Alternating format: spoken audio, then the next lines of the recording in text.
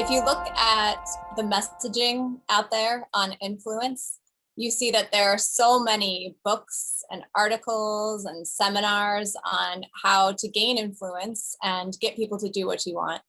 Um, and if you took that at face value and sort of the popularity of that message, you would think that people are hopelessly lacking in influence. And basically they need all these sort of bells and whistles and training to be able to get influence. But as a social psychologist who's been studying influence for over 15 years now, I see in my research all the time that people have tons of influence. And so I really wanted to write a book that reflected that piece. I'd like to think of it as a sort of influence audit. And so it's basically showing all the influence that we have that we fail to see and sort of the blind spot that we have for that influence. And so I talk about the sort of cognitive biases that lead us to overlook the extent to which people notice us and listen to what we have to say, and will do things for us. And so the basic idea is to make people more mindful of the influence they have already before they sort of start seeking to gain influence.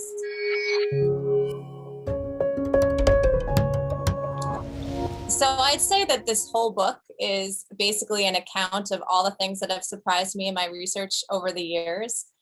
So my collaborators and I, what we typically do is we come up with these experimental paradigms where we have our participants go out and try to influence people in different ways. And each time we design a new paradigm, we say to ourselves, there's no way our participants are going to get people to do this. So for example, we've had participants ask people for pretty big favors. We've had participants ask other strangers to lie for them or vandalize library books. And each time, we come up with this task and we say, I bet nobody's going to do this. Our participants go out and they make these requests. And it turns out that just by asking, people find it so hard to say no that they wind up doing these things much more frequently than our participants think and much more frequently than we ever think. So that's been incredibly surprising time after time.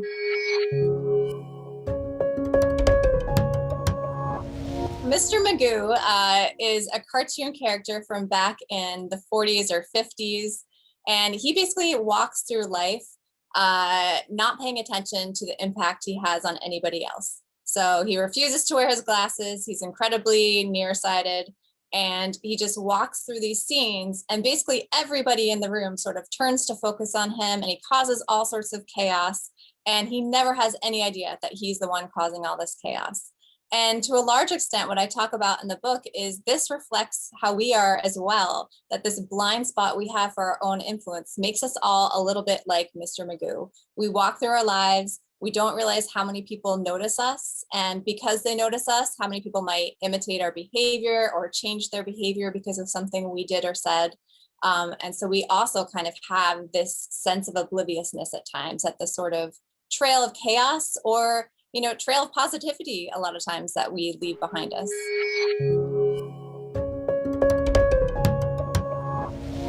So one of the interesting things that research shows is that we're overconfident in a lot of ways. We think that we're smarter than the average person. We think that we're more moral than the average person.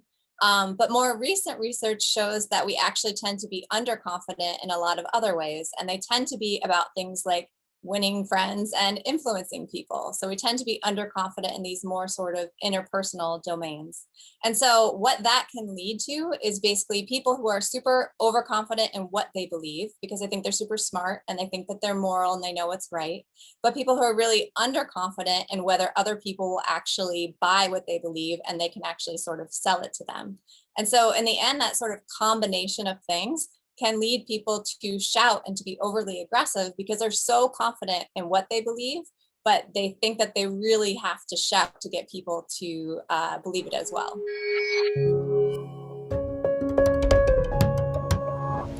So a lot of research shows that people in power are particularly bad at taking the perspective of people who are in a lower power position from them.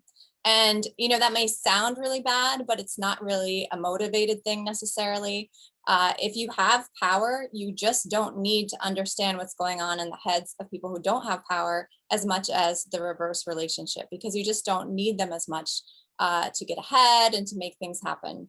And so basically, when you're in a position of power, you tend not to put yourself in the other person's perspective, which means that if I'm someone's boss and I ask them on a date potentially, or if I ask them to do something unethical or something they feel uncomfortable with, or even if I ask them just to stay late at work or to work over the weekend or something they really would rather not do, I may think, because I would just say no if I didn't want to, that they'll just say no if they don't want to do that.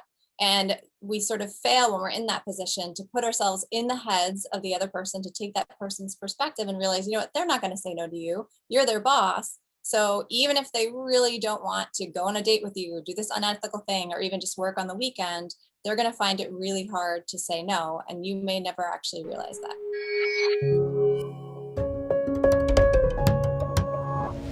So one thing that I've always found when I feel particularly invisible or particularly ineffective, or I worry about asking someone for something because I think that they might say no, or I just walk out of a meeting feeling like I made some sort of gaffe or said something stupid, is I've always sort of comforted myself with the research that's out there. And the research really shows that people are paying attention to you more than you realize, that you're not invisible, that you're actually more effective than you think, that people are more willing to do things for you than you think, and that we're a lot harder on ourselves when we kind of evaluate an interaction after it happens than other people tend to be. And so, what I've always done in those moments is basically remind myself, actually, the research shows that I'm probably being harder on myself than other people are being.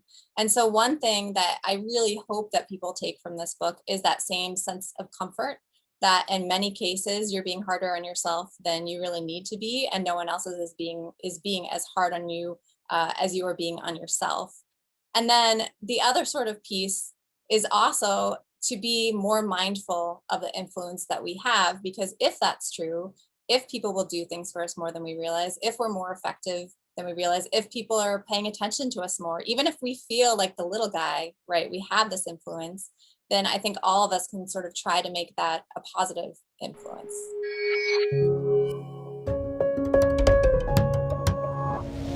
So the book really has sort of two stories. One is this happy story, which is that we have more influence than we think, and that should make us all more confident when we ask for things. But all the same dynamics that make us underestimate our positive influence also have this sort of dark side, which really speaks to a lot of what we see these days. So, for example, it speaks to aspects of the Me Too movement, where people really don't realize sort of how their comments, their requests, and things like that might be perceived by other people, and how their words might impact other people. It also kind of speaks to the sort of cacophony of voices that we see and all the shouting that we see in today's discourse, because a lot of the times people shout because they feel like they're not being heard and they feel like they're speaking into the void. And one thing that my book talks about is not only gaining influence and using influence when you have it, but also recognizing when maybe you should just pull back. Maybe you should be a little bit more gentle in a situation. Maybe you shouldn't make that request. And it's pretty rare to see that sort of message in the influence landscape, that actually you don't always need to use your influence. Sometimes knowing that you have it should make you think twice and kind of take a step back.